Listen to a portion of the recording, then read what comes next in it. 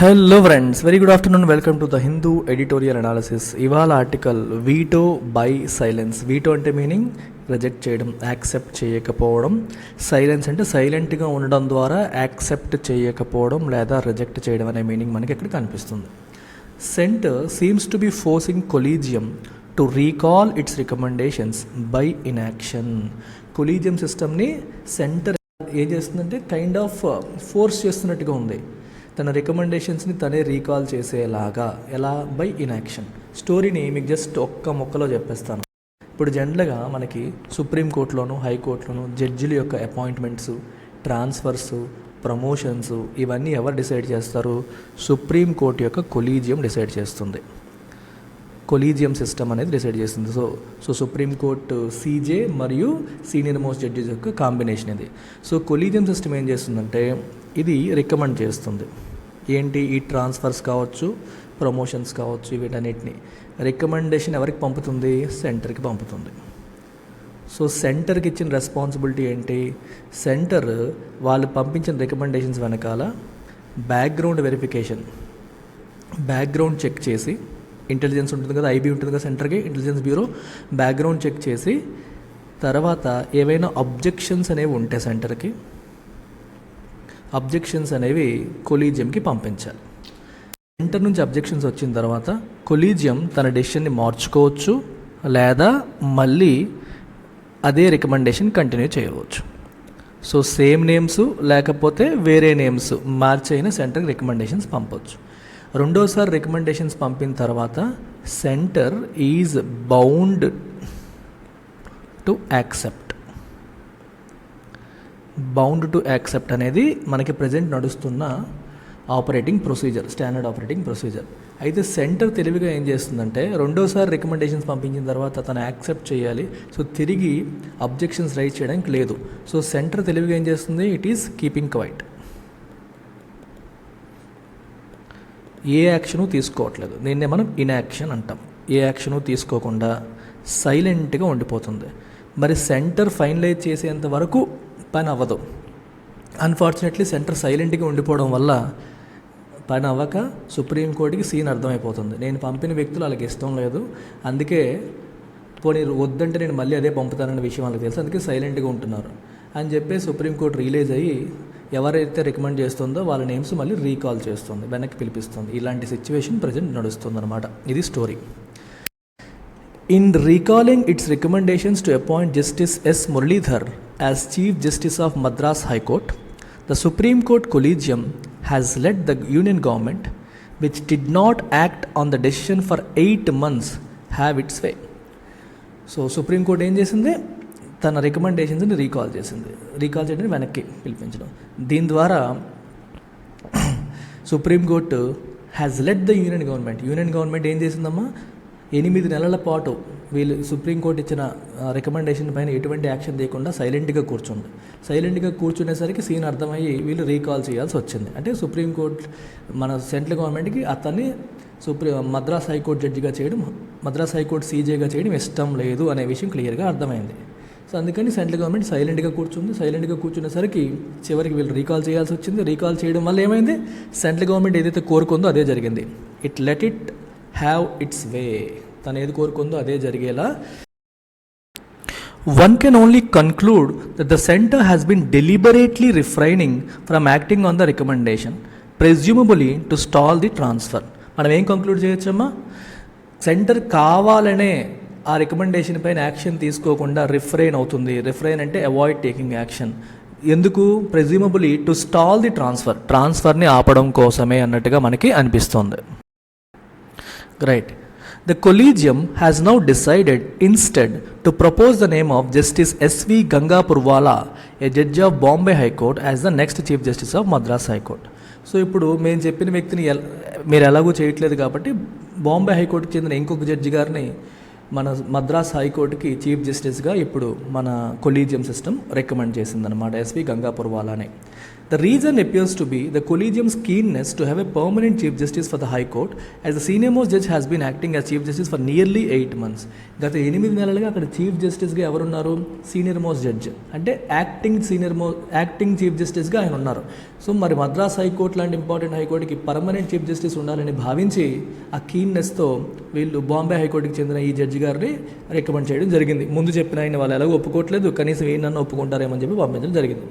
It was decided in September 2022 that Justice Muralidhar would be shifted from Orissa High Court to succeed Justice M.N. Bhandari, who retired as head of Madras High Court. M.N. Bhandari ఉండేవారు, ఆయన retire అయ్యారు. అప్పుడు Orissa high court నుంచి ఈయన్ని shift చేద్దామని చెప్పి 2022 సెప్టెంబర్లో decide అయ్యారు. Meanwhile, Justice T. Raja, the senior most judge in Chennai, was acting as Chief Justice. ఆయన ఇటు వచ్చేంత వరకు టీ రాజా చీఫ్ జస్టిస్గా యాక్ట్ చేస్తారని చెప్పి నిర్ణయం అయింది. But it was decided in November 2022 that he would be shifted to Rajasthan high court. November 22 ఏమైంది? ఈ టీ రాజాని రాజస్థాన్ హైకోర్టుకి షిఫ్ట్ చేద్దామని చెప్పి నిర్ణయించుకున్నారు. అయితే justice Raja's representation that his transfer be reconsidered was rejected by the collegium. Raja ఏమడిగారంటే నా ట్రాన్స్ఫర్ని రీకన్సిడర్ చేయండి అని చెప్పి కొలీజియంని అడిగారు. అయినప్పటికీ కొలీజియం ఆయన రికమెండేషన్ని, ఆయన రిప్రజెంటేషన్ని పట్టించుకోలేదు, రిజెక్ట్ చేసింది. However, the center did not notify his transfer to విచిత్రం చూడండి, ఇతన్ని ట్రాన్స్ఫర్ చేద్దామని కొలీజియం ప్రయత్నం చేస్తే ఆ ట్రాన్స్ఫర్ని కూడా సెంటర్ ఇంకా నోటిఫై చేయలేదు. అంటే వీరి కొలీజియం ఏ రికమెండేషన్ ఇచ్చినా సెంటర్ అది నోటిఫై చేయాలి. అన్ఫార్చునేట్లీ సెంటర్ అది కూడా నోటిఫై చేయలేదు, resulting in his continuance as acting chief justice. So ఆయన చీఫ్ జస్టిస్గా కంటిన్యూ అవుతున్నారు మద్రాస్ హైకోర్టులో for an unusually long period. జనరల్గా ఉండదానికంటే, యూజువల్గా ఉండదానికంటే ఎక్కువ టైం ఆయన కొనసాగే పరిస్థితి వచ్చింది. He's due to retire on May 24, 2023. ఇంకో నెల రోజుల్లో ఆయన రిటైర్ అవ్వబోతున్నారు. As if to underscore its disapproval of the state of affairs, the collegium resolution reiterated that Justice Raja's transfer be effectuated at the earliest. విచిత్రం చూసారా, నెల రోజుల్లో retire అయిపోతాడు ఆయన ట్రాన్స్ఫర్ చేయమని ఎప్పుడో చెప్పింది, చేయలేదు. సరే ఇప్పుడు కూడా కొలీజియం ఏముంటుంది, ఆయన ట్రాన్స్ఫర్ చేయండి తొందరగా, మేము ఇచ్చిన రికమెండేషన్ ఎఫెక్చువేట్ చేయండి, పుట్ దట్ ఇంటూ ఎఫెక్ట్ అని చెప్పి కొలీజియం మళ్ళీ సెంటర్కి అడుగుతుంది.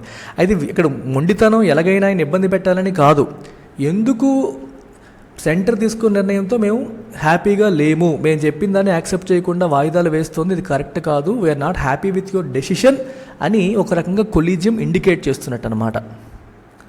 And observe that even his continuance as a judge would not be an impediment to the appointment of justice Gangapurwala as chief justice. ఇంకా ఏమంటుందమ్మా, his continuance as a judge, ఆయన జడ్జిగా continue అవ్వడం would not be an impediment అంటే అడ్డంకి to the appointment of justice Gangapurwala chief justice.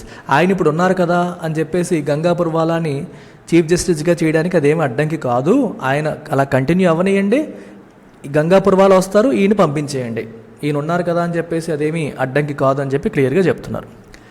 There are recent instances of the government highlighting the political views of prospective appointees to stall their elevation to the bench. Government రీసెంట్గా ఏం చేస్తుందంటే, ఎవరినైనా సరే మనకి supreme court బెంచ్కి elevate చేయడానికి ప్రయత్నం చేస్తుంటే వాళ్ళు సోషల్ మీడియాలోనో బయట మీటింగ్స్లోనో వాళ్ళు వ్యక్తపరిచిన పొలిటికల్ వ్యూస్ని కారణాలుగా చూపుతూ ఎలాంటి వ్యూస్ ఉన్న వాళ్ళు ఉంటే ప్రభుత్వానికి ఇబ్బంది అవుతుంది అని చెప్పేసి వాళ్ళని స్టాల్ చేస్తుంది గవర్నమెంట్, ఆపుతోంది. వాటిని హైలైట్ చేస్తూ వాళ్ళ ఎలివేషన్ అంటే వాళ్ళ ప్రమోషన్ ఆపేస్తుంది. In most cases however inaction is the main means to stall and appointment. Most కేసెస్లో ఇన్యాక్షన్ అంటే అర్థం ఏంటి, యాక్షన్ తీసుకోకపోవడం.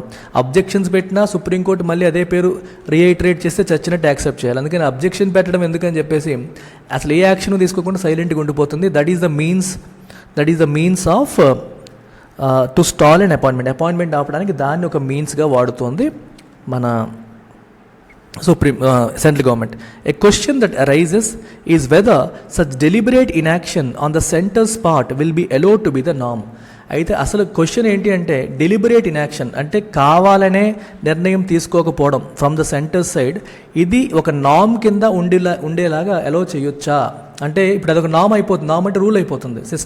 సిస్టమేటిక్గా ప్రభుత్వం ఏం చేస్తుందంటే తనకు నచ్చిన వాళ్ళైతే యాక్సెప్ట్ చేస్తుంది, నచ్చని వాళ్ళైతే సైలెంట్ అవుతుంది. కొన్నాళ్ళకి మళ్ళీ సుప్రీంకోర్టు వేరే వాళ్ళని పంపుతుంది. ఆ వేరే వాళ్ళు తనకు నచ్చితే యాక్సెప్ట్ చేస్తుంది, నచ్చకపోతే మళ్ళీ స్టాల్ చేస్తుంది. ఇది ఒక నామ్ లాగా మారిపోయింది. సో అల్టిమేట్గా మరి ఎవరి మాట చెల్లుతున్నట్టు? ఎగ్జిక్యూటివ్ మాట చెల్లుతున్నట్టు. కొలీజియం సిస్టమ్ యొక్క ఆబ్జెక్టివ్ ఏంటి? జ్యుడిషియల్ వ్యవహారాల్లో ఎగ్జిక్యూటివ్ ఇంటర్ఫీరెన్స్ ఉండకూడదు, మా నిర్ణయాలు మేమే తీసుకుంటాము, independence of judiciary, primacy of judiciary అనేది ప్రధానమైన పాయింట్ ఇక్కడ. అందుకోసం కొలీజియం సిస్టమ్ ఏర్పాటు చేసుకున్నారు. అన్ఫార్చునేట్లీ కొలీజియం మాట అవుతుందా? అవ్వట్లేదు. ఎవరి మాట అవుతుంది చివరికి? గవర్నమెంట్ మాటే అవుతుంది.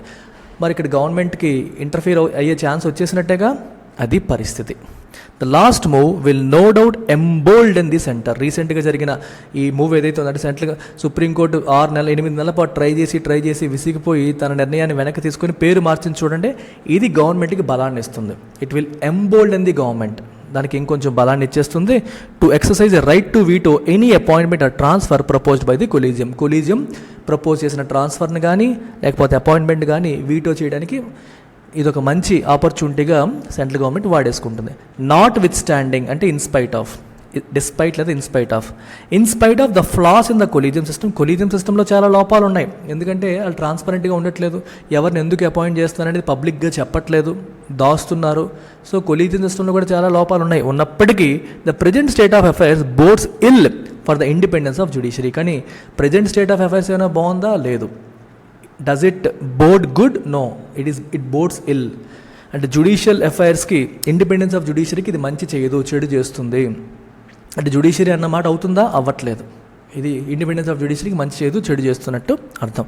The system is founded on the premise on judicial primacy. మీకు చెప్పాను ఈ కొలీజియం సిస్టమ్ ఎందుకు తీసుకొచ్చారు? జ్యుడిషియల్ ప్రైమసీ అంటే జ్యుడిషియరీ వ్యవహారాల్లో ఎగ్జిక్యూటివ్ ఇంటర్ఫియర్ అవ్వకూడదు అని. But it now appears that the executive has found a way of circumventing it.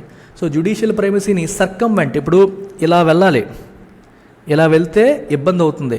So executive found a way to circumvent it అర్థం ఇది. దాన్ని తప్పించుకొని, ద జ్యుడిషియరీ మాట తప్పించుకొని వెళ్ళే మార్గాన్ని సెంట్రల్ గవర్నమెంట్ కనిపెట్టేసినట్టుగా మనకు కనిపిస్తుంది.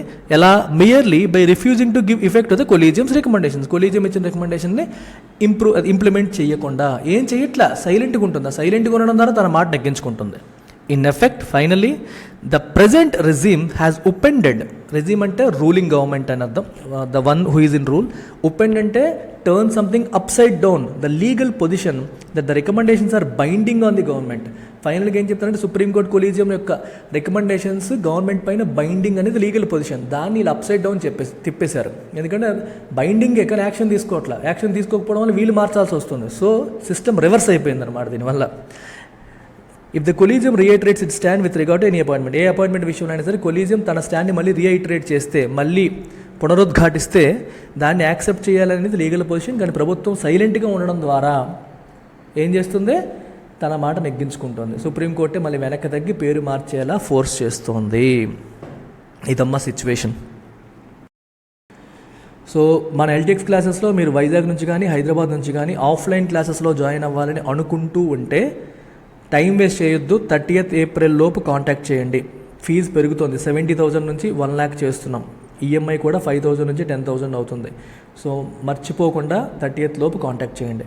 ఇది వైజాగ్ అడ్రస్, ఇది Hyderabad address. Don't miss this. అలాగే మనకి ఆన్లైన్ క్లాసెస్కి మీకు రికార్డెడ్ ఆప్షన్ ఉంది, లైవ్ అండ్ రికార్డెడ్ ఉంది. 50 and 60 జస్ట్ 5,000 రూపీస్ పర్ మంత్తో మీరు జాయిన్ అయిపోవచ్చు. అలాగే UPSC infinity for working professionals మీకు సెపరేట్గా మెంటర్ కూడా అసైన్ చేస్తాము 5,000 రూపీస్ పర్ మంత్తో. దీంట్లో కూడా మీకు recorded, live and recorded both options ఉన్నాయి. మంత్ ఎండ్ లోపు జాయిన్ అయితే మాత్రమే ఈ fee valid. Keep this in mind. Take care. Bye. అన్నిటిపైన లైఫ్ టైం వ్యాలిడిటీ ఉంటుంది.